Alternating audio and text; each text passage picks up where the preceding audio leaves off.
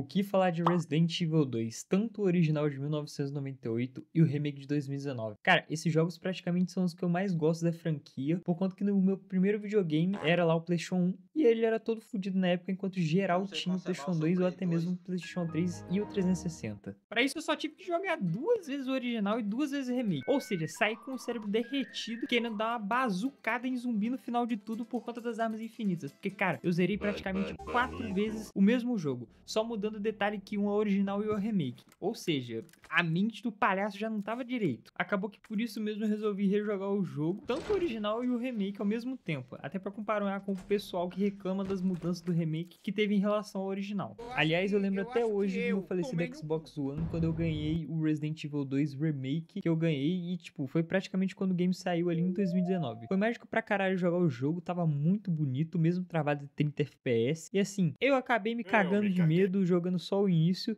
e depois eu voltei pra jogar, só que eu acabei jogando no fácil por esse medo todo. Sim, podem me julgar aí. Antes de realmente começar, eu vou comentar primeiro do jogo original e depois do remake, até pra não ficar embolado dos caralhos. Aliás, me respondam aí, caso tenha algum humilhante que jogou na época que lançou. Como que pode um jogo todo quadrado que dá pra contar os pixels na tela dar tanto medo assim até hoje? Eu fui aí me achando fodão e me caguei nas calças praticamente. Tem também a parada das portas e tu não saber o que esperar na outra sala. Os ângulos de câmera que tu pode se fuder pra caralho quando você entra em uma nova e não vê o zumbi.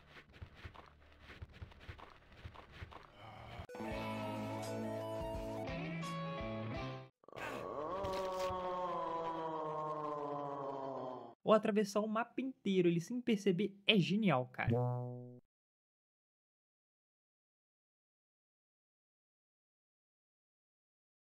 Moreu de desgosto. O tanto de susto que eu tomei nessas questões aí não tá escrito. Sem contar os cenários todos destruídos, mas que contam uma história sem nem mesmo falar nada, cara. Só de tu olhar tu já percebe. Um jogo de hoje em dia você vai lá e vê, tem um monte de diálogo, parece que o jogo foi escrito por uma criança, remendado e assim, é aceito, passa e vai pro teste final, mas não explica nada da história. Aí você olha pros jogos antigos, simplesmente sem contar nada, o jogo já te diz tudo. E as músicas, hein, meu patrão? São praticamente impecáveis. A Capcom caprichou aqui e ajuda pra cacete na atmosfera. Meu amigo, a sala dos baús então, cara, parece que você acabou de encontrar com Jesus e tudo vai ficar bem. É a melhor música de Safe Zone que eu já vi na minha vida. Outra coisa do original que melhorou bastante do primeiro, o primeiro já fazia muito bem, aliás, né? É o backtracking.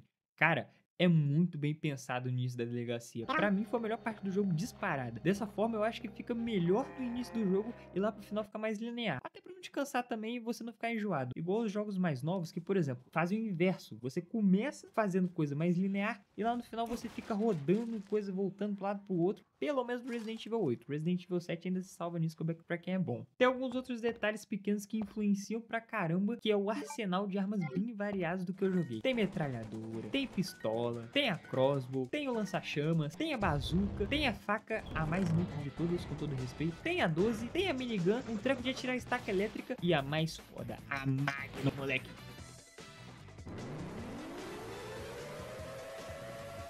Que tu estoura geral, que tu vê na sua frente.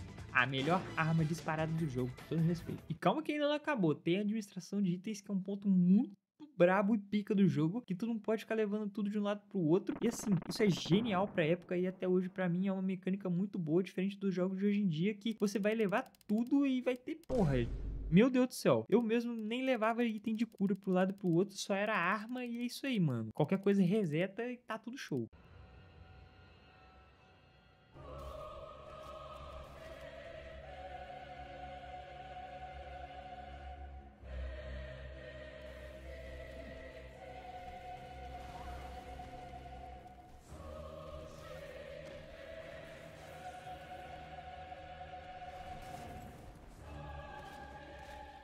E a gente não pode esquecer a parada dos saves, que tu tem que pensar bem aonde você vai salvar pra não ficar sem Ink Ribbon, que é a fita de save do jogo. Não é igual hoje em dia que você tem save automático, ou você pode salvar 15 vezes em um local e o bagulho já tá ali safezinho, tranquilão. Aqui o negócio é hard mesmo, cara.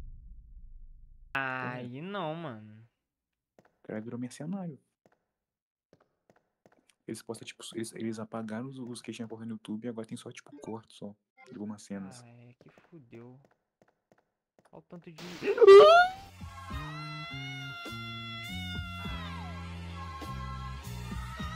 Isso é muito bom porque dá o clima de tensão do jogo, por conta que você tem pouco espaço no inventário, no início do jogo você tem pouca munição, você vai ficar rondando na delegacia sem saber pra onde ir, você pode foder tudo e ter que voltar lá atrás. Isso acontece mais no primeiro jogo do que no segundo, mas ainda assim é muito bom essa sensação, cara, de perigo iminente, de alguma coisa vai dar merda, porque quando você percebe tudo que você tem que fazer pra acontecer certinho os esquemas ali do jogo, nossa, o seu cérebro explode e você se sente o true gamer. Ah, meu parceiro, se você acha que acabou os elogios, nem fudendo, moleque. O tanto de coisa boa que ainda tem pra falar desse jogo não tá escrito. E, moleque, pra tu que gosta aí de jogar na sala com a família, o gore e desmembramento tá incluso. Pra na época era muito bom, lembrando que pra época, hoje em dia tu vai ver zumbi quadrado explodindo, não vai achar nada demais. Claro, mas se tu pensar no contexto, tu fica, meu amigo, os caras aqui tava empenhado pra fazer o game. Os inimigos do jogo também são do caralho, apesar de serem ideias simples, por causa dos zumbis e dos cachorros zumbis, mas claro, o resto como o Licker, as plantas, o Mr. X.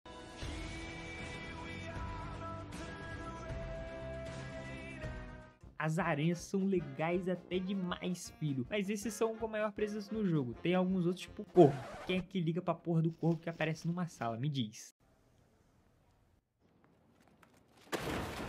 Algumas coisas a comentar também é a história do jogo, que por mais que seja galhofa pra caralho, igual um...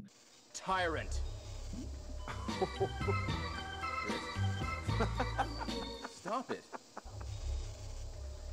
Wesker, you're pitiful.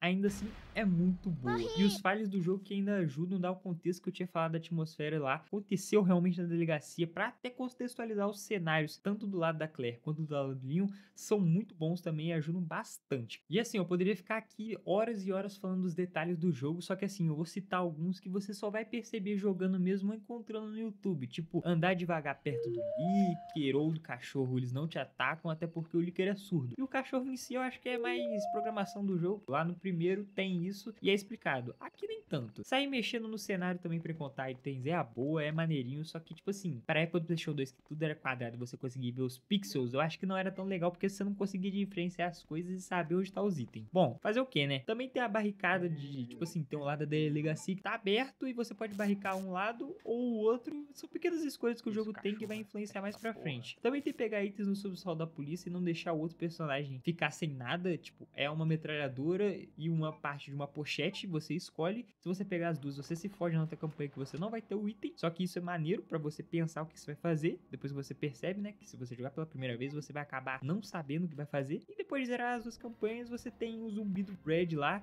que você pode chegar até na delegacia de novo, só que não pode pegar item nenhum, mano. Você tem que chegar lá, ele é tanque pra caralho, você pegar 12 e estourar a cabeça dele. E além disso, você matando ele vai liberar uns trajezinhos que são bem bacaninhas, assim. Isso também tem no primeiro jogo. E assim como o primeiro jogo, esse jogo também tem 2 cenários separados que vão ter coisas diferentes, eventos diferentes. Isso é bastante bom comparado com o primeiro, porque lá você tinha 2 personagens, só que era praticamente uma campanha mais difícil, outra mais fácil, com mesmas coisas. Só que assim, os eventos e as coisas que acontecem e os zumbis que aparecem em novos locais, quando você já passou em um certo lugar, cara, quando eu percebi isso, eu fiquei, oh meu Deus, cinema apenas. Eu sei que o primeiro jogo tem isso, só que em menor escala, aqui acontece mais. Mas assim, o jogo também tem coisas que não me agradou, como por exemplo, o Mr. X na segunda campanha. Pô, legal, diferencia a primeira da segunda com o inimigo novo, porém...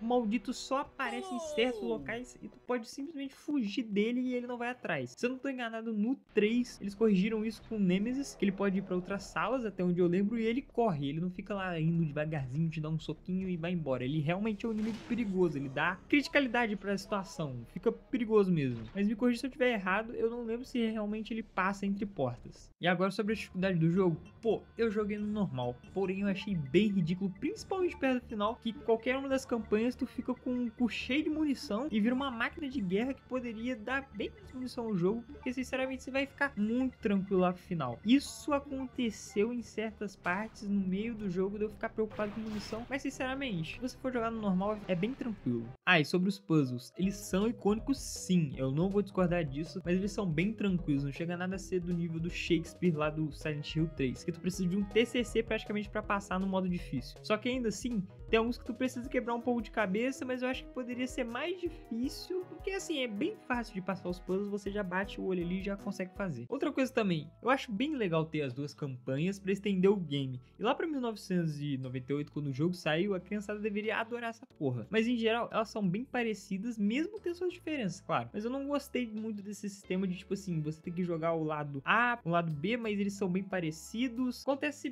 bem pior no primeiro jogo, mas assim, é algo que incrementa e é bom, só que tem seus problemas. Só que assim, eu não sei se isso realmente seria um ponto negativo. Se você jogar em sequência como eu fiz, isso vai realmente te cansar, porque são praticamente 4 jogadas. Só que, claro, vai ter coisa pra caralho pra fazer e você pode acabar gostando do jogo por conta dessa rejogabilidade. O que me fadigou um pouquinho, mas eu acho que a maioria da galera gosta. Detalhe importante também que eu joguei a versão de PC da Source Next. E as texturas ficaram daquele jeito, tudo cagado igual no PlayStation 1. Podendo contar os pixels na tela, moleque. Só falta tu pegar os óculos pra ver a textura certinha ali, ó. O pixelzinho do pixel. Mas é óbvio que como no PC eu tinha que testar mod gráfico.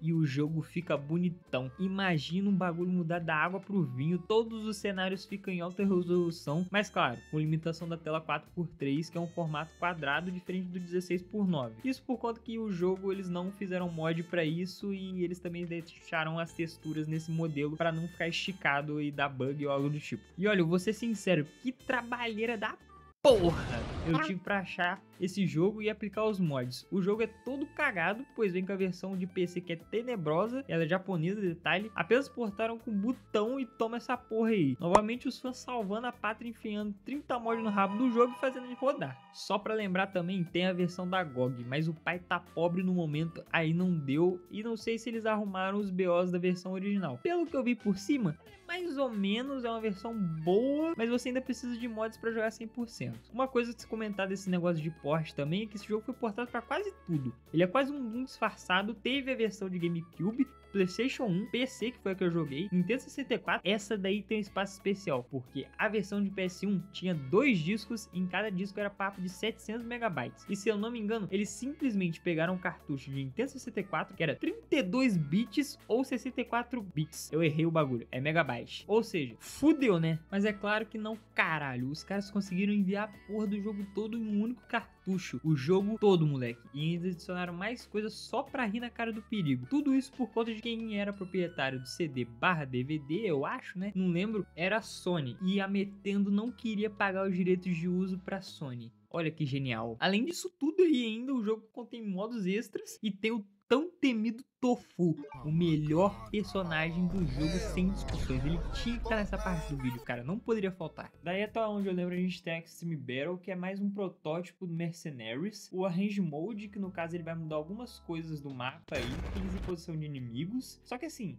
sinceramente pra mim, que curto só a campanha e os minigames, então só não fede nem cheira, tá ligado? Mas é uma edição legal pra quem gosta de mais coisas no jogo. Detalhe bacana também que antes do Resident Evil 2 ser esse jogo que a gente conhece atualmente, ele tinha a versão 1.5, que tinha a diferença que não tinha Claire e sim a Elsa Walker, uma motociclista universitária. Detalhe, que nome feio da porra. Trocadilho por essa motociclista. A delegacia também era bem diferente do original, nada muito chamativo com a que foi lançada e a gente lembra até hoje. Tanto que no Resident Evil 9 agora ela vai voltar porque os caras estão sem ideia. Ou seja, Deus a tenha porque ela vai voltar até o inferno, pelo visto, nessa franquia. Essa versão também tinha uma penca de personagens mais foda-se do mundo e não tinha alguns personagens que a gente lembra, como a Ada, Sherry e o William, ou eles estavam lá só que mudados do que lançou pro jogo final, porque a diferença realmente é nos nomes ou nos trejeitos deles do que tinha na versão final. Resumindo, essa versão parecia uma bomba, e detalhe, o jogo já estava próximo de estar pronto e só meteram um software reset de fuder no ano para reorganizar tudo